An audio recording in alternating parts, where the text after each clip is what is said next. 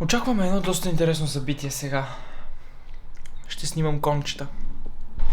Техниката, с която отиваме днеска е големи обектив 200-600 на Siri Super 35 и големия статив, защото трябва да има нещо, което да държи този обектив, без да ме пресня, че ще се обърне някъде. Надявам се всичко да върви като хората и да няма проблеми, както всеки път преди снимки. Доколкото разбрах, вероятността навън да завали е голяма. Надявам се да не ме хване неподготвен. Стискаме палци!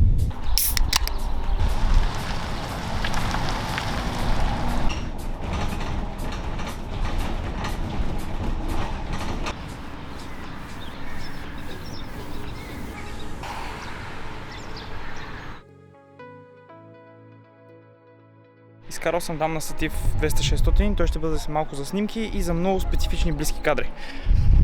Хората се подготвят и след малко започва моята работа. Колко интересно получаваш персонална разходка на трака.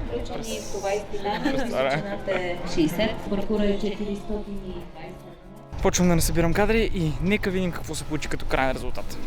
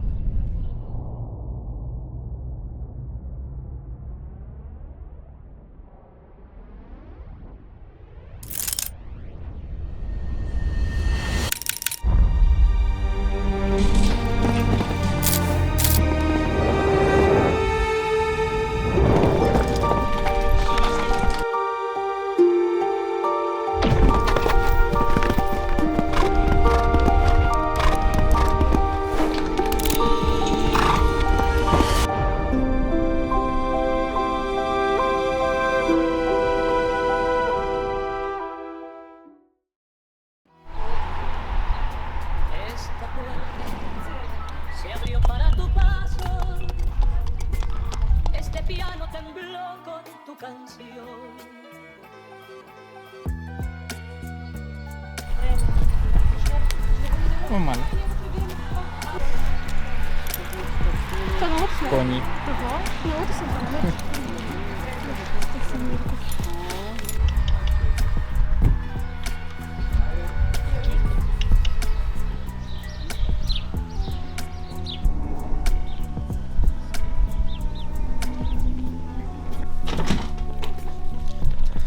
Прибрах се, прехвърлих снимките.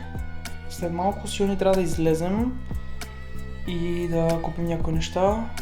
Но след като се прибера, трябва да седна и да обработя снимките, за да мога да ги изпратя. Защото утре отново трябва да ходя да снима.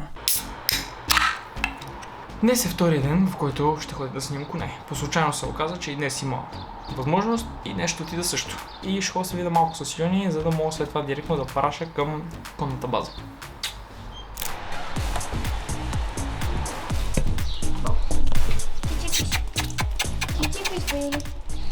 Девънка вали. Бързо пиш. Аз трябва да ходя да снимам на това време. Аз съм на бал. На това и време.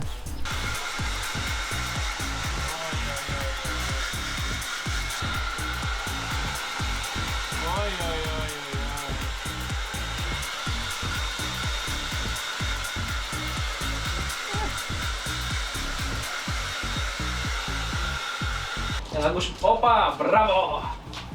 Так.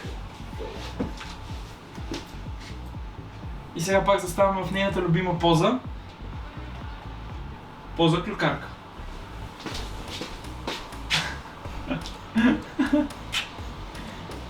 Състезанието е към края, не остана много. И после се прибираме да обработваме отново.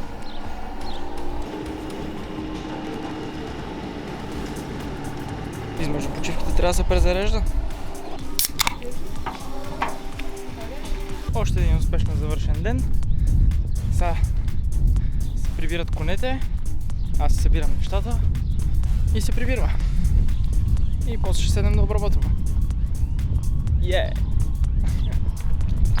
Айде да ходим да видим конете.